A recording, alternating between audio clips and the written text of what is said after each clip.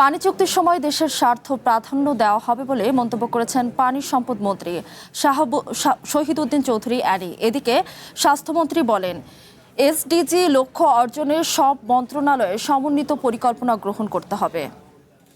একটা গুরুত্বপূর্ণ সময়, কিন্তু বাংলাদেশ চীন মন্ত্রী সম্মেলন কেন্দ্রে এসজিডি অর্জনের জন্য ৫ বছর মেয়াদী কৌশলগত কাঠামো, নীতি, অংশীদারিত্ব ও অগ্রাধিকার নিয়ে ৩ দিনের জাতীয় সম্মেলন। এতে অংশ নেয় স্বাস্থ্য, স্থানীয় সরকার ও প্রাণী সম্পদ মন্ত্রণালয় সহ সরকারের বিভিন্ন দপ্তরের কর্মকর্তারা। আমি মনে করি সম্মেলনে প্রাণী সম্পদ মন্ত্রী শহীদউদ্দিন চৌধুরী অ্যানি বলেন, সরকারের প্রধান অগ্রাধিকার পানির ন্যায্য হিস্যা আদায়। এছাড়া বাংলাদেশের স্বার্থ ধরে রেখে তিস্তা মহাপরিকল্পনা বাস্তবায়নের কাজ করছে সরকার।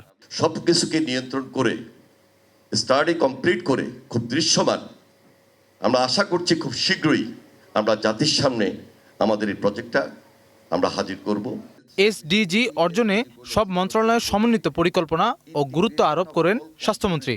We have to formulate a total planning, coordinated, integrated planning and integrated effort.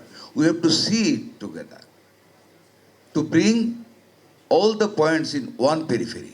সম্মেলনে মাতৃ ও শিশু স্বাস্থ্য, নারী অধিকার, নিরাপদ পানি, স্যানিটেশন এবং সমাজে পিছিয়ে পড়া জনগোষ্ঠীর বৈষম্য কমানোর পরিসংখ্যান তুলে ধরেন আয়োজকরা। অর্জনটা হয়তোবা আরো এক ধাপ এগিয়ে যেতে পারে। সৈকত খান, ওয়ান নিউজ, ঢাকা।